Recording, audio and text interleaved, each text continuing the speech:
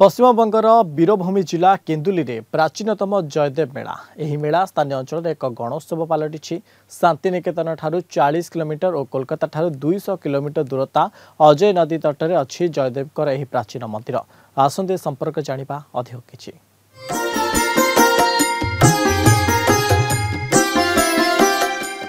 1200 ख्रीष्टाब्दे निर्मित जयदेव मंदिर। एठारे राधाकृष्ण प्राचीन मूर्ति पूजा पाउछंती। पार्श्वरे रही पद्मावती विग्रह। प्रतिदिन भक्तों भिड़ लगुथिबा बेले बाउल शिल्पी माने संगीत परिवेषण करिथांती। एही स्थान को भक्त कवि जयदेव जन्मस्थान बोली अनेक दाबी मध्य करंती।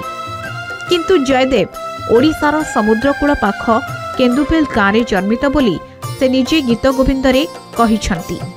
उत्कल सम्राट चोड़गंग देव दक्षिण ओडिशार श्रीकुल्म बा श्रीकाकुलमरू नर्तकी मानकु देवदासी रूपे आनी श्री जगन्नाथଙ୍କ पहड़ बेले गीत गोविंदरे ओडिसी नृत्यर आयोजन करुथिले।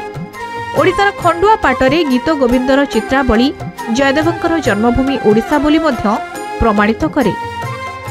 जयदेव गीत गोविंद रचना करते करते जयदेव लिखिছিলেন যে সরকার খণ্ডন শিরসি মন্ডলং দেহি বদ পলম মোদরাম হইতাম জয়দেব নিজে হস্তে লিখতে পারছিলেন না। এই জন্য যে জয়দেব বলছেন রাধা চরণ কৃষ্ণ মস্ত কি করে দিই। তখন আমরা জয়দেব যখন লিখতে পারলেন না তখন জয়দেব আমরা স্নানে গেলেন কাটুয়া।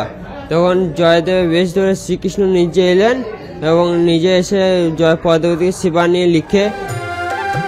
पश्चिमबंगर वीरभूमि जिला अजय नदीकूल स्थित राधा गोविंद मंदिर निकट में माघ मेला होता है।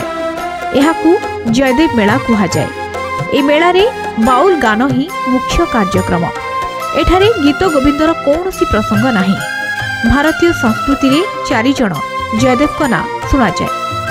गीत गोविंदर रचयिता जयदेव, प्रसन्न राघव नाटकर लेखक जयदेव, काव्य शास्त्र चमत्कार चंद्रिकार काव्यज्ञ जयदेवଙ୍କ सह वर्तमान अनुमान जाउथबा बाउल जयदेव भारतीय संस्कृति को वृद्धिमंत करिसंती।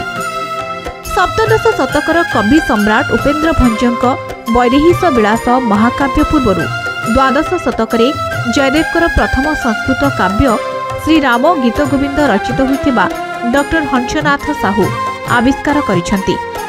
कवि जयदेव ओडिशार बोली विभिन्न भावरे प्रमाणित होइथिले भी एबे भी वीरभूमिर अजय नदी तीर रे जयदेव का जन्मस्थान बोली अपप्रचार चलिछि।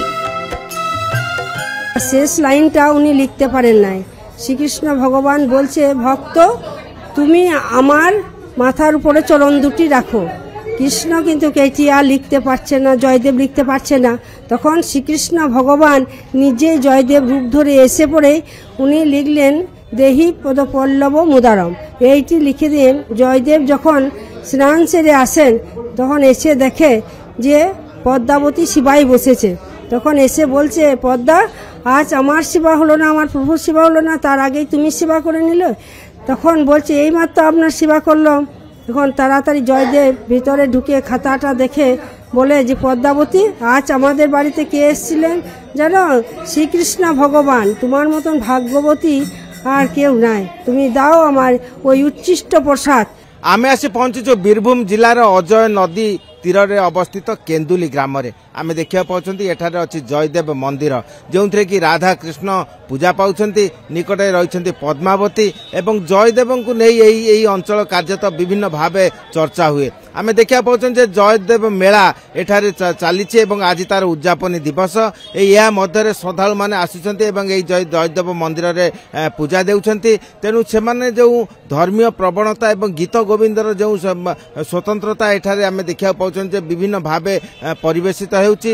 बाउल संगीत मध्यरे गीत गोविंद को स्वतंत्र भावे प्रदर्शन करा जाउछि एवं केवल एई अंचल नु एई केन्दुली समस्त ग्राम वर्तमान एई जयदेव मेला रे मुखरित होइछि। रही तेणु प्रत्येक चाहती जे कृष्णीय चेतना मध्य जयदेव जो गीत गोविंद रचना करथिले एवं जो धर्मीय प्रवणता एठारे सृष्टि करथिले से धारा को से निज हृदय रोचंती शांति संप्रीति रे किपरि जीवन यापन करेंगे एवं निर्माण प्राप्ति हेबे सेतिपई से निज मध्य एक उत्साह प्रतिष्ठा करछंती। आम देखा पाउछन जे भक्त मानक धाड़ी छुटी एठारे यथायथ भित्तिभूमि नथिले सुद्धा यह मध्य नहीं से जयदेव जो बाणी जयदेव जो गीत गोविंदर जो रचना करछंती तार पंक्ति तार विभिन्न भावे ता जेपरि निज मध्य हृदयंगम करेंगे एवं बाउल संगीत रे निज किपरि समवेत करेंगे सेतिपई से व्यग्र। जयदेव मंदिर वीडियो पर्सन कृष्णांक सह प्रमोद महांती, कलिंग टीवी।